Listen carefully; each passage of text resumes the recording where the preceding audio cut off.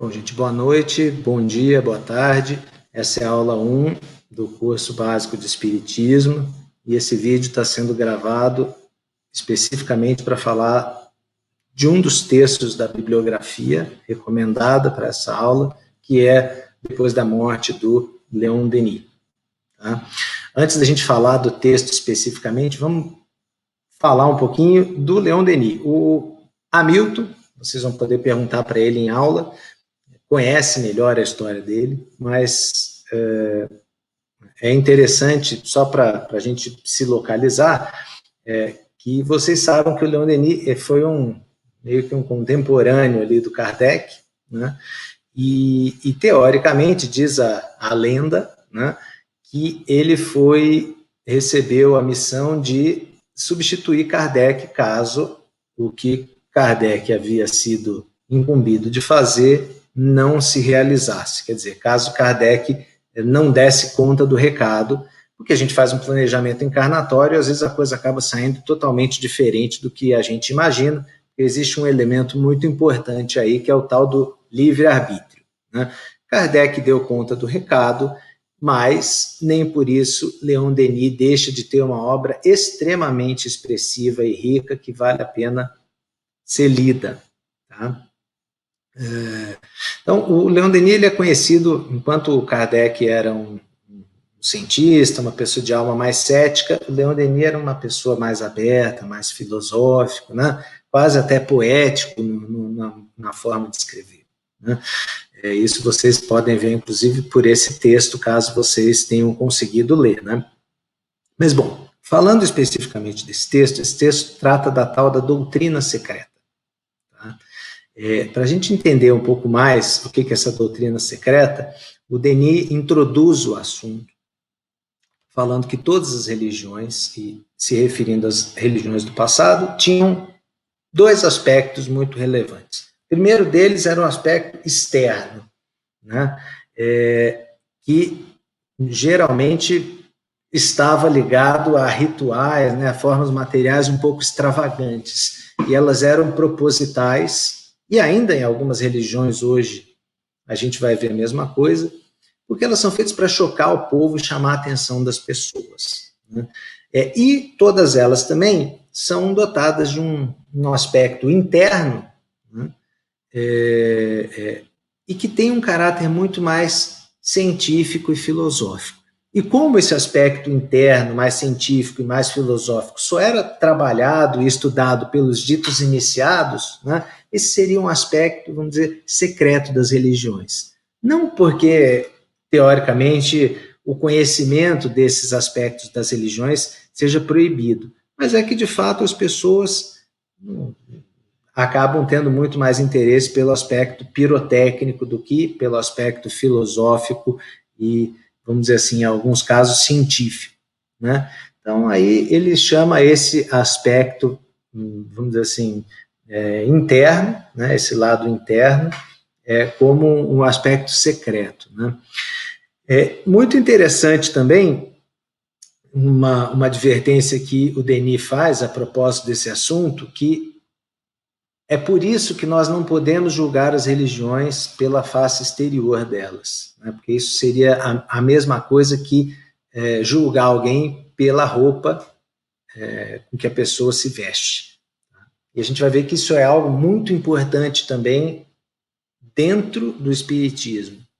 Nós falamos isso na primeira aula, não detemos o monopólio da verdade e, portanto, não nos cabe julgar, né, essas religiões que talvez tenham doutrinas que não são exatamente as nossas, porque a essência delas talvez seja muito mais próxima àquilo que nós acreditamos do que nós conseguimos ver, né?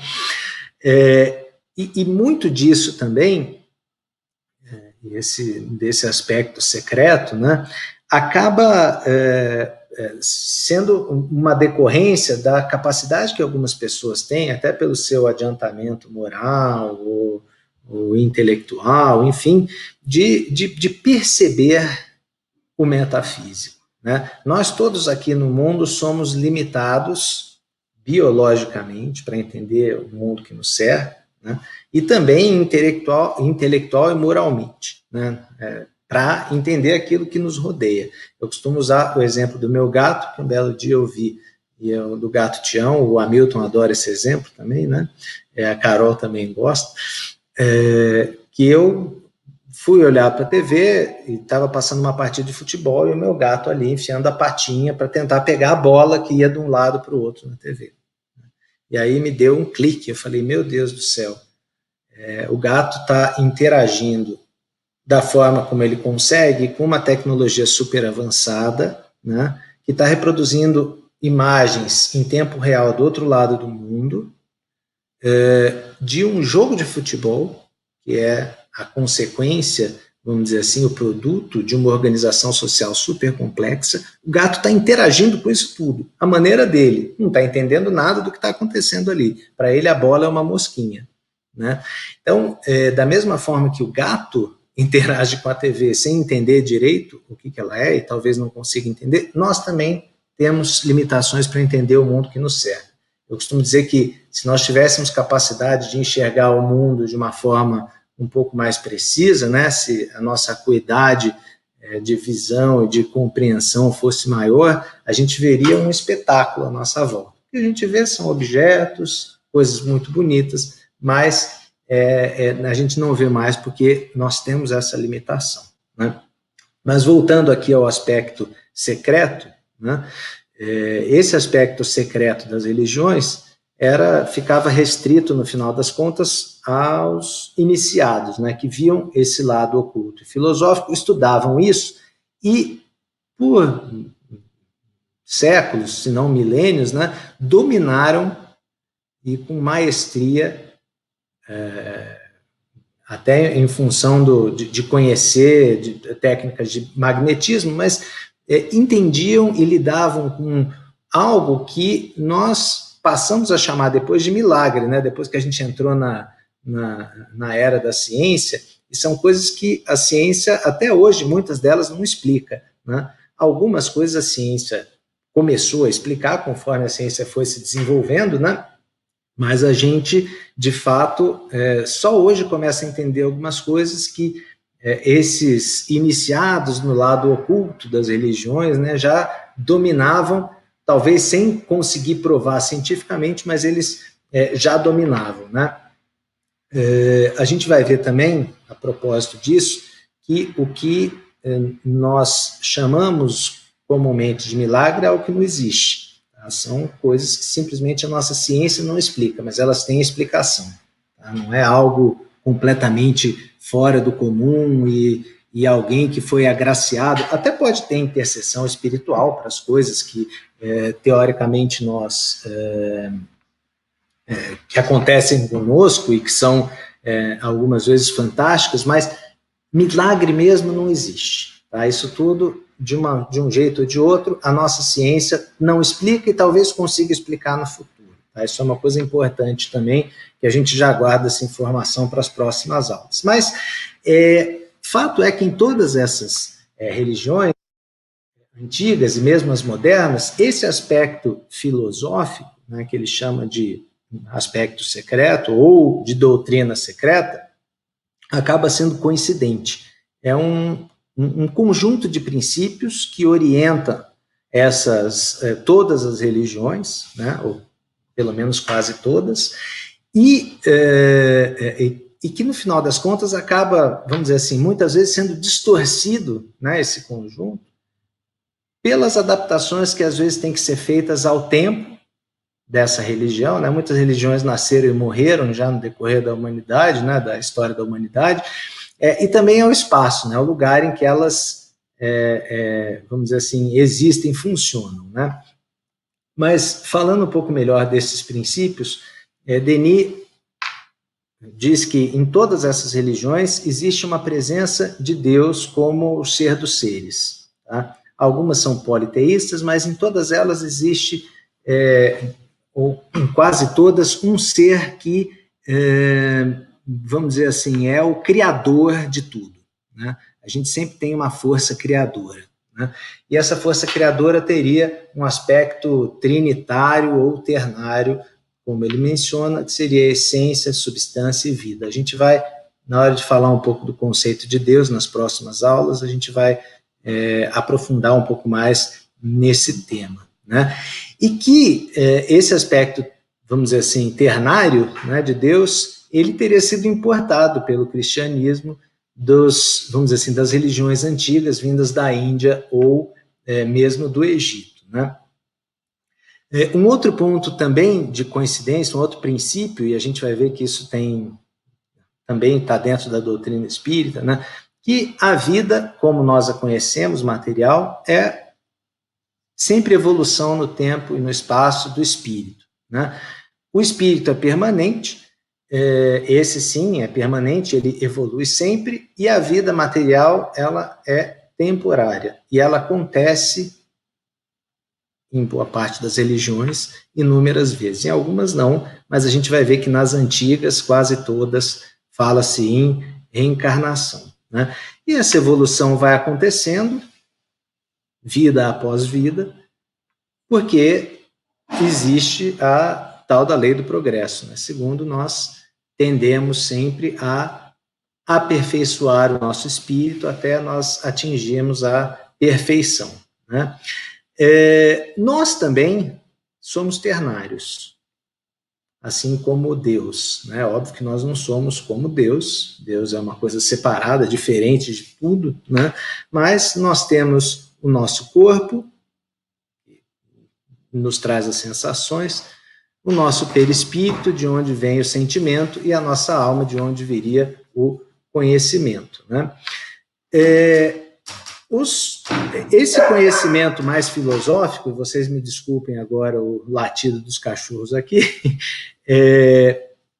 para os menos preparados, talvez por isso os menos preparados se atentem muito mais aos aspectos pirotécnicos e materiais extravagantes das religiões do que aos filosóficos, porque esses aspectos filosóficos acabam muitas vezes atordoando as pessoas menos preparadas, né? Mas os mais preparados acaba fortificando. As pessoas começam, a partir dos aspectos doutrinários e filosóficos, entendendo o porquê das coisas, né? Então, elas saem fortificadas, sempre que estudam isso, né? E aí, então, a gente tem a fé esclarecida, né? A gente acredita em alguma coisa que a gente começa a entender um pouco melhor, né? Em todas essas religiões antigas, que acabam tendo esses princípios em comum, a gente vê que quanto mais evoluído, mais iniciado é a pessoa, mais benevolente com os fracos ela é, né? Mais tolerante com todas as crenças a pessoa é, né? Alguns desses iniciados foram grandes reformadores, né? Então a gente tem Krishna, Zoroastro, Hermes, Moisés, Pitágoras, Platão e Jesus Cristo, né? Que para nós também isso é um conceito importante, não é Deus, é um espírito muito evoluído e que veio aqui com uma missão importantíssima, né? Mas não é Deus, tá? Segundo a doutrina espírita. Infelizmente, em todos esses casos, esses grandes reformadores vieram trazer uma filosofia, mas os seus discípulos não souberam guardar a essência das lições, né, que eles trouxeram. Então, houve, por razão disso, uma desnaturação dos princípios. A gente sabe que muitas das religiões, imagina, o cristianismo, Jesus Cristo foi utilizado o nome dele para que se cometesse, num passado não muito distante, uma série de atrocidades, né? Então, óbvio, ninguém imagina que Jesus Cristo iria apoiar atentados à bomba, mas que aconteceram, até pouco tempo atrás, década de 80, 70, 80, por exemplo, no Reino Unido, né? A gente vai ver um pouco mais de profundidade isso também nas próximas aulas, né? Mas o que houve no final das contas foi uma perda de simplicidade, né? Os discípulos começam a abusar de rituais e símbolos até para chamar a atenção das pessoas e no final das contas isso acaba se tornando um fim em si mesmo e as religiões são usadas como um instrumento de dominação, né? Então, o que Denis sugere é que para voltar a ser algo que incita o progresso e a elevação, a religião tem que se despojar desses disfarces, desses rituais, enfim, de que ela se revestiu através dos séculos, né, desses mitos obscuros, de culto, de cerimônia. E que essa é a razão de hoje as religiões agonizarem imobilizadas, né, por conta desses cultos. A gente vai, em algumas religiões, a gente vai ver um culto e fica, de fato, atordoado com a quantidade de ritos e movimentos e leituras que, no final das contas, não nos tocam o coração, né? E a sugestão, então, de Denis é que tudo isso acabe sendo, vamos dizer assim, dispensado, e que a gente parta para o principal, que são efetivamente os princípios, né? Bom, no final das contas, também, Denis sugere que a religião seja cada vez mais científica e menos dogmática, né? Menos fundada em dogma, e cada vez mais apoie a ciência como uma forma, inclusive, de comprovar os próprios princípios da religião, né? E, aliás, esse é um dos pontos mais fascinantes da doutrina espírita, né? De que a ciência e a religião não devem ser tratados de maneira separada, apartada, né? E Kardec diz que sempre que a ciência refutar a religião, então a recomendação aos espíritas é que se filiem à ciência, né? Bom, gente, é isso. Essa é a doutrina secreta, é esse aspecto, esse conjunto de princípios sobre os quais as religiões geralmente, muito embora sejam deturpadas, e são exatamente esses princípios comuns, né, a todas as religiões, em que se funda a doutrina espírita e que nós vamos procurar trabalhar com a maior pureza possível no decorrer desses 2 anos de curso. Bom, gente, é isso então. Nos vemos na nossa aula de terça-feira à noite. Até lá.